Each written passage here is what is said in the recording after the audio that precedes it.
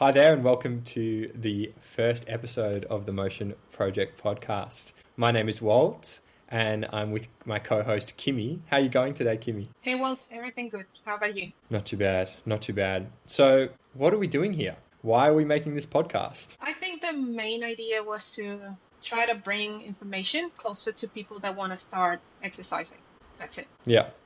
My background is an exercise scientist. I completed my bachelor last year in exercise science, and I'm currently working on my master's of clinical exercise physiology. So I'm very much interested in also kind of doing a bit of a deep dive into different areas and kind of seeing what I like and what interests me, and then building my knowledge.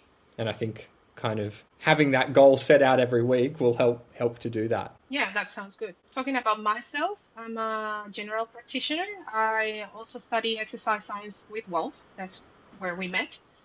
And I was thinking everything I learned should be digestible in a way, the information available for people that want to start exercising or doing physical activity, any kind. Like if they want to jump in the gym, start running, whatever they want to do, maybe make it easier to gather information about that. Yeah, incredible. So I guess we should say how we met. My first memory of Kimmy back at uni was actually on our very first day of our orientation week. I was wanting to go speak to our course coordinator, but Kimmy got in there first.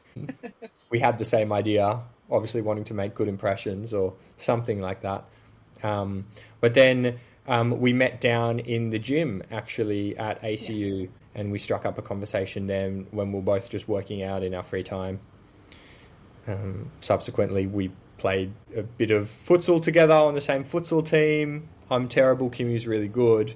And the rest is history. Yeah, I remember gym as the first time we met. But then we just started talking about topics from uni, and we found that we got similar interest in health and performance. So we continued talking. And I guess some of the motive for starting this podcast was a little bit surrounded by keeping in contact, because sadly Kimmy is headed back home to Chile. Sorry for that. Leaving me all alone. Leaving you behind. Yeah, I know. But good news for the Spanish-speaking listeners. We will try and organise some captions so you can follow along at home in Spanish. Yeah, that's the main idea. So yeah. I think that's good. That. I think that's really in line with what we want to do. Yeah, so, of course. Good. Okay, so we thought we'd start each kind of podcast with kind of a little bit of like yet to be named in terms of a segment, but our week of movement, what we did this week. Yeah. So what's your week been like? Pretty chill. Well, a couple of weeks ago I had a sprained ankle. It's been like 3 weeks since that episode, and this week or last weekend I just started jogging for the first time after the injury. Yeah. So that went well. That went well. Yeah, that went well. Pain-free or slow jogging, that's fine.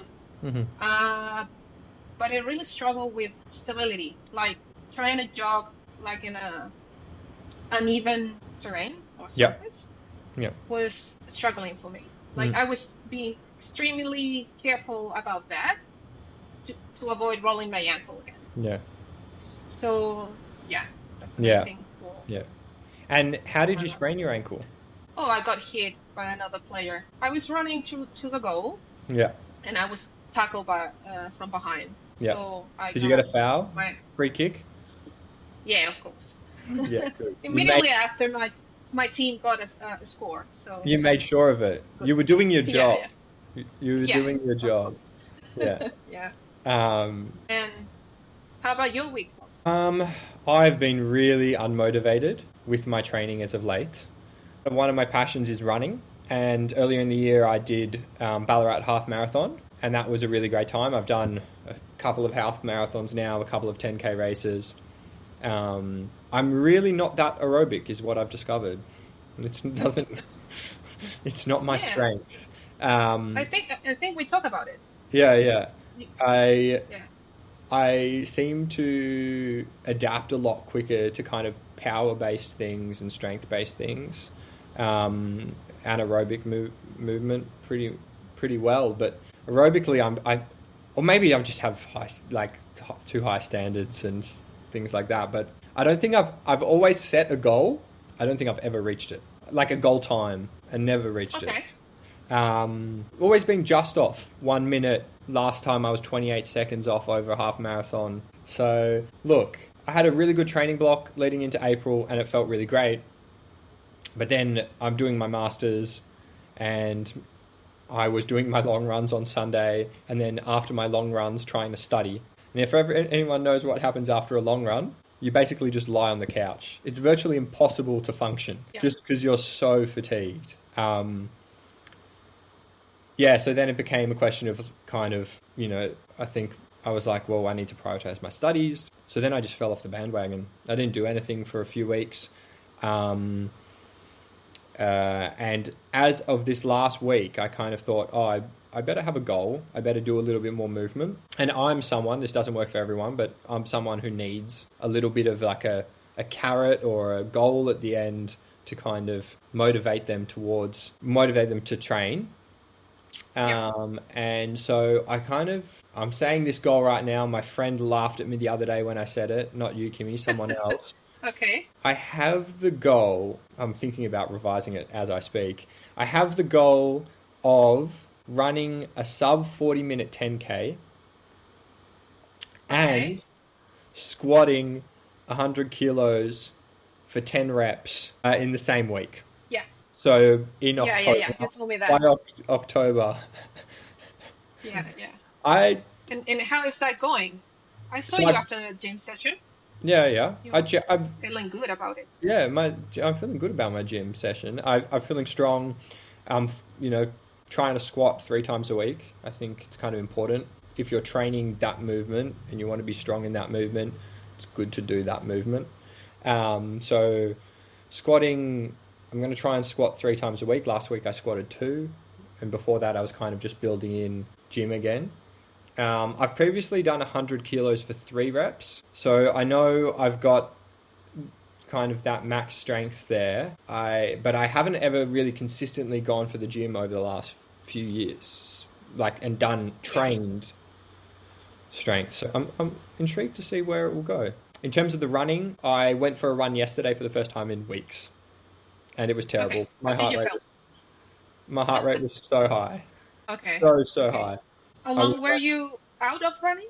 How long were you? I think I took about 5 weeks. Look, I didn't go completely off, but I went from running about 50 Ks a week to about 15. And no structure. So no training structure, just a few workouts, interval sessions, and that was about it. So before that, I was being quite regimented. I'm excited. I'm excited to have a goal and work towards it. And once again, as per usual, I'll probably fall just short. I'll do 9 reps in 40 minutes and 30 seconds. But yeah, we'll give it our best shot. Okay. I understand about you setting your goals. I'm kind of similar. Yeah. But I lost my goal. I was trying to keep really good fitness. Yeah. Like cardiovascular fitness to run a little bit more during the Sunday games. Yeah. You were tracking all your stats as well. Yeah. I was tracking my. You had the Apple Watch on. Yeah. Every time. Yeah. I was improving a lot. But something happens every time I try to finish the soccer tournament. Something happens. I always get injured, and it's not by not measuring my load or overtraining, whatever. It's something else. I'm just so mad about it. Yeah, you've definitely had a little bit of an unfortunate run of events. Yeah. In those. You know about that. Yeah. Hey, we're looking forward though. We're looking forward and into the future and hoping for the best. Yeah. Yeah. So my goal is just to continue training. Yeah. Just some gym 2-3 times a week. Mm-hmm. To avoid losing my fitness. That's it. Yeah. do you have particular exercises you need to do for your ankle? Are you doing any Yeah, particular training for your yeah. ankle? Already range of motion a lot, Yeah. balance, like doing a star Hmm. over my injured foot, a little bit strength with bands, Yeah. eversion, inversion, Hmm. things like that. That's it. Those Yeah. three Yeah. at home. Hmm. And then now that I started jogging, and that's it. Yes. Nice. Okay. Cool. It's nice to be able to jog again, I guess. Yeah, yeah. Yeah. I needed to. Yeah. So I thought we kind of were like, as we mentioned at the start of the podcast, we thought we would do kind of a deep dive into a topic each time we caught up and discuss it and do a little bit of research into it and then discuss it and share some advice and some thoughts on the topic. So our topic of today is how you would start training in the gym if you didn't know anything about the gym, but you wanted to get started. So kind of a resistance training 101. I guess a good place to start is why would someone do this? What are the benefits of the gym? I think a lot of people know them, but what are we finding? Yeah, for example, if you're looking for health, like decrease your risk of having chronic diseases, things like that. So the cardiovascular and metabolic benefits. So usually resistance training can decrease your blood pressure. So that's a good point if you want to reduce the risk of any cardiovascular disease. And also it contributes to make your heart stronger. Yeah. And that will allow you to move more blood and be more efficient sending blood to the rest of your body. So it's the same thing, less risk of any cardiovascular disease. Okay. And how does it affect kind of the metabolic system and blood sugar levels?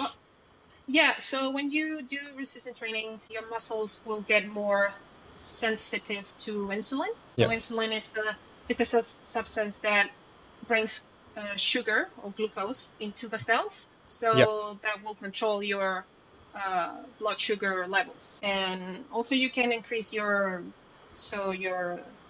metabolic rate. So if you do strength training, or even 72 hours later, you will still be using more calories. Even 72 hours later after you finish the session. There's kind of an acute sustained benefit of doing resistance training for the metabolic system. One of the most common reasons people begin or hear about resistance training initially is the benefits for kind of bone health. How does that affect people, and what populations is this most important for? So if we're talking about bone health, you should start when you're really little. That will benefit across your aging. So if you start little, your bone density will be higher than a person that does not train. And then eventually, when you're getting older, you will get less risks of fractures, and you can treat osteoporosis and osteopenia with this kind of training. Yeah. And so the reason for that kind of beginning earlier, beginning to resistance training prior to the age of 30, is because a lot of that bone density is banked earlier on. Is that correct? Yeah. It's like having a saving account. The earlier you start, the more money or bone density you will have for the rest of your life. That's it. And that's linked also to those primary sex hormones, kind of when they peak, and allowing you to lay down a lot of bone. And I think it's particularly important for postmenopausal women. Exactly. So when you get to that period of life, you will get a reduced levels of hormones that will decrease of bone health. So that will lead to more fragile bones and the risk of fractures and everything else when you get. Yeah. Okay. And then there's the benefits, kind of psychological benefits for doing resistance training in terms of mood. Exercise has been quite heavily researched in terms of its ability to improve mental health, and resistance training seems to do the same thing. Yeah, I've read about whether you're 18 or 80, you will get brain benefits from exercising or resistance training. So there's a lot of evidence about depression, anxiety, stress that will reduce symptoms once you start training. So I saw one particular meta-analysis that looked at exercise and comparing it to anti-anxiety medication. And it is as effective as the anti-anxiety medication. Yeah, I saw the same one. So when you have like a moderate or a mild depression or anxiety, it could work as the same as using drugs. Alrighty, so I guess we should get into the nitty-gritty of when and how one does resistance training. So when we look to kind of guidelines for resistance training, there are some peak bodies such as the American College of Sports Medicine, or in Australia we have Exercise and Sports Science Australia, that put out recommendations based off the literature. And those peak bodies provide exercise recommendations. And so for resistance training, it's recommended to do 2 to 3 times a week. Yeah, there's a systemic review from 2023 that says that it's good to have 2 or 3 sessions a week, but it could be enough to have 2 sets of an exercise per muscle group, or 2 sessions a week to get some benefits. Yeah. And I guess when talking about the exercises, there's some exercises that you can get really great bang for your buck because they work multiple muscles at once, and they are compound movements which work multiple joints and multiple muscles. And they're some of the ones that a lot of people know by name, such as squat, deadlift, bench press, overhead press. And they're kind of, even though they're quite common and people have heard of them, they're also some of the most beneficial. Yeah, and not everyone is comfortable about performing those kind of movements. Yeah, I heard a lot of people that argue that, oh, my back hurts too much when I'm doing a squat, I'm not sure if I should do it again, like things like that. But when you're trying to learn some compound movements, it's important that you learn the good way to perform them, to be really safe and feel confident about lifting weights, like putting more weights on the bar and things like that. Yeah. So we have compound movements. That's one type of movement. Then we also have muscle single joint movements, or accessory movements. And they can be such things such as leg extension, bicep curls, calf raises. And this is where only one joint moves during the exercise. The order of these exercises is quite important. A lot of time people have questions about, they know they want to do a squat, but they also want to do a bicep curl, which is a single joint movement. But how do they put this all into kind of an order and form a program? So there are some general rules. And the first being that you want to perform all your multiple joint exercises before your single joint exercises. So that might be doing a squat before a leg extension. You also want to do kind of larger muscle groups before smaller muscle groups. And then something good to do is rotating between upper and lower body exercises. So making sure you're not fatiguing the same muscle group. Say you've done an arm exercise, maybe you're then doing a leg exercise. And then also, now this is a little bit confusing, alternating agonist and antagonist muscles. So they're muscles that work on the same joint but perform the opposing movement. So for example, that can be doing a bicep curl, and then not going straight into another exercise that uses your bicep, but maybe doing something that uses your triceps. And then when it comes to free weights and machines, both are really good. That's often a question, and a lot of people will kind of be dogmatic towards one kind of area. In terms of maybe free weights, they just strongly believe in free weights because they kind of recruit more muscles and require greater stabilization of the joints. Machines, especially for beginners, have a place.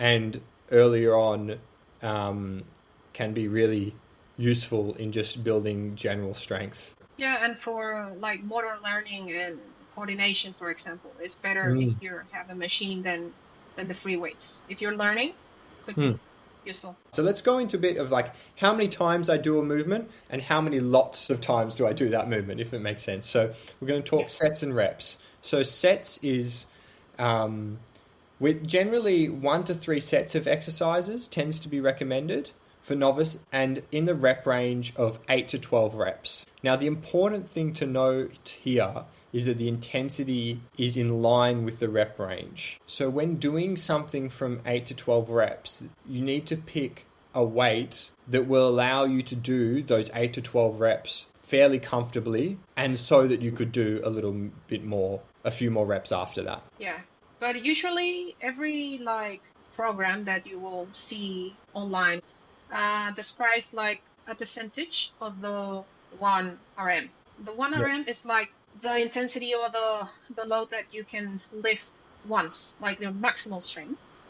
And a lot of times people doesn't have time to do or perform those kind of tests. So we have to find like a better way to sense intensity without getting that strain from that kind of procedure.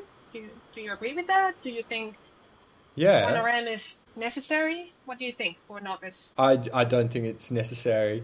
Most of the time, all the research kind of refers to everything in 1 RM, and that can be really confusing.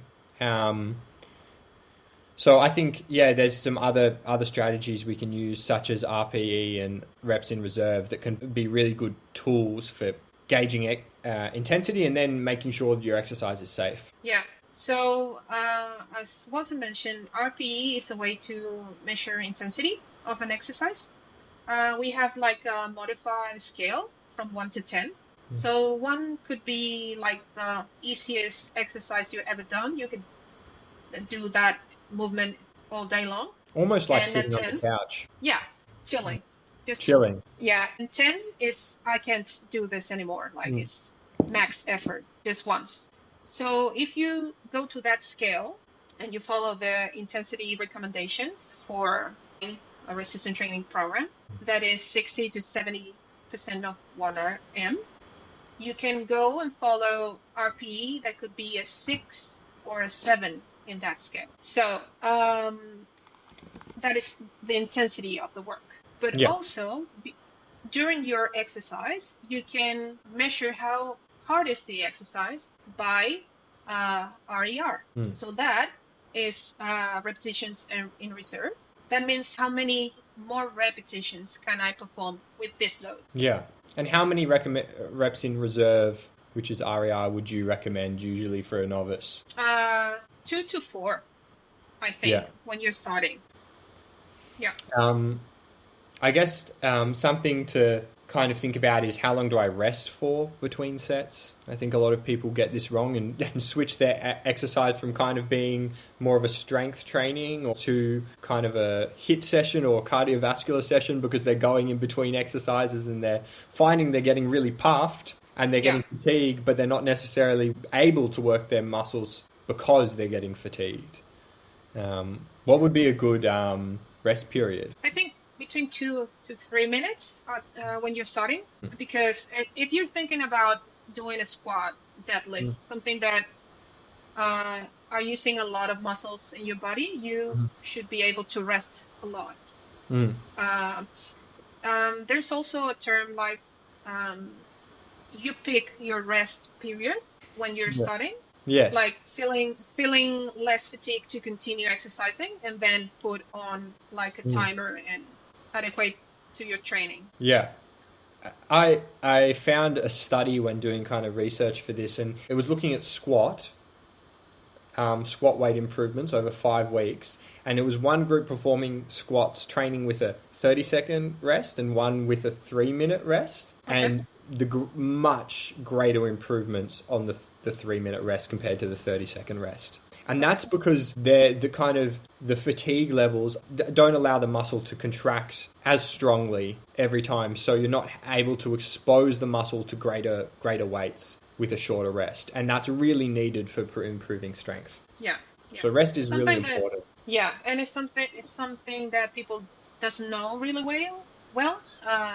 They want to finish their workout as soon as possible and don't know about the important thing about resting. So good to mention that. Yes. I guess one of the things that people often get wrong is progressing their exercise and going too hard too soon. Something I found was actually in this thing, which for practitioners is great. I'm holding up a copy of the ACSM guideline for exercise testing and prescription. And that was the 2 for 2 method, which is only progressing exercise when you can complete 2 extra reps at the prescribed weight, so at the weight you'd been lifting, for 2 consecutive exercise sessions. So say I go in and I'm bench pressing 50 kilos, for 10 reps, I need to do 12 reps at 50 kilos for 2 sessions, and then I will look at increasing the weight. And I think that's a really good way of ensuring that you're not overstressing those tissues. It's a good way.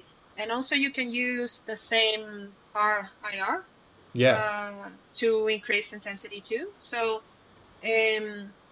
always try to work like with 2 RIR from that weight that you're lifting. If you're able to progress in repetitions, a couple, just as you were saying. And if you're able to do it within that margin of 1 to 2 RIR, that's fine. Yeah. It's safe. Still safe. Yeah. And so say if you saw that RIR at, say, 6, then you would pick a weight that you'd bring it back down to that 4. So you'd add a little bit of weight, and then at the end of the set, you were like, oh, I could do 4 more reps. Okay, that's probably a good weight to progress to. Yeah, and then I think the other thing is just making sure you're doing the movement really nicely and controlled. Yeah, don't rush. Don't rush. Like a lot of people, I think it's a thing about like getting everything done quickly, Like, I think it's like a lifestyle thing. Well, always rushing to things. But most of the benefits of the resistance training will come from learning the movement, control the movement, and maybe use a tempo. So, we will post something somewhere, who knows where, we'll work it out. It's all a learning process.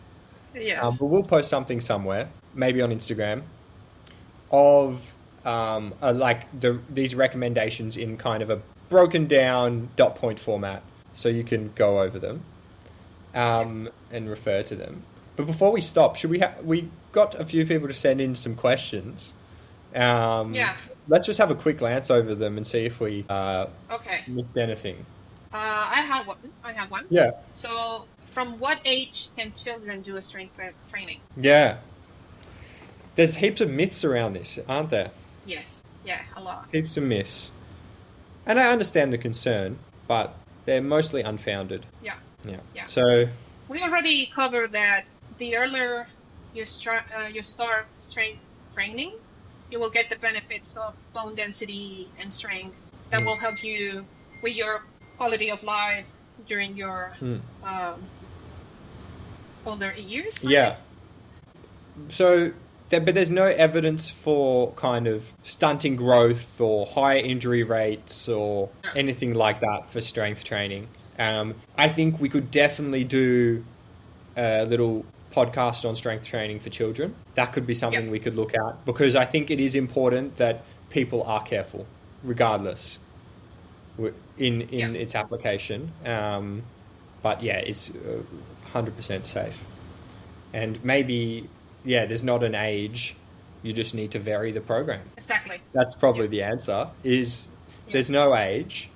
It just vary the program so it suits who you're working with.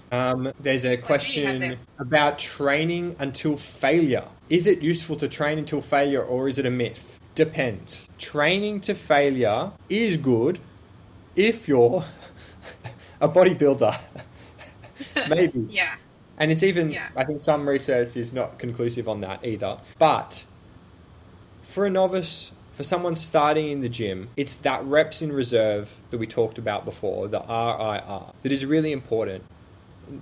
You kind of have to listen to that when getting started because it's the way that's going to stop you from getting injured. So exactly. we would specifically advise you not to train until failure if you're just getting into the gym because it increases your injury risk. Instead, train to the point where you could do an extra 2 to 4 reps after finishing the set. And that's probably And a safe spot. yeah, and I also read that if you're progressing with your training and want to do like bodybuilding, you can use that failure, but just in the last set. It's not failure in Yeah. every set that Yes. you're doing. But Yeah. also it's for more advanced Yeah. athletes or clients, Yeah. not for a beginner. Yeah. You're not for a beginner. So, any concluding statements, Kimmy? Do we need to touch on anything else? I would like to say that when you go into the gym, pick a place that makes you feel comfortable. Yes. Then, if you want to know what weight is the starting weight, just pick a weight that is comfortable to perform at least 12 repetitions, and then work with that, I think, with the RPE and when the RIR. Yes. I think that's the simpler way to get into the exercise that you want to perform and the weight that you want to use. Try make 2 sessions a week at least. Mm-hmm. 1 compound movement, right? Oh, well, I would go for at least 1 compound lower body movement, 1 compound upper body movement, remembering alternating upper and lower body movements, and then finally making sure you're not loading up one muscle group all the time and not training the opposite muscle group. So you can also alternate those. Yeah. And if something feels awkward, like if you're having awkward back pain or muscle pain or whatever, just seek for some help. You might be doing or performing the exercise wrong. Maybe you have like someone that can spot you on the gym and help you with that. Yeah, that's a very good point. Reaching out to an exercise scientist, someone who has had a lot of training in prescribing gym training can be really beneficial to get you started, and they'll start you at an intensity that is appropriate. Thanks to everyone for listening to the first episode. We hope that you enjoyed it. The next time we record, this will be done truly remotely with Kimmy in Chile. Yeah. I'm going to miss her so much. But yes, welcome to a new chapter, everyone. And thanks for listening to the first episode of the Motion Project podcast. Thank you.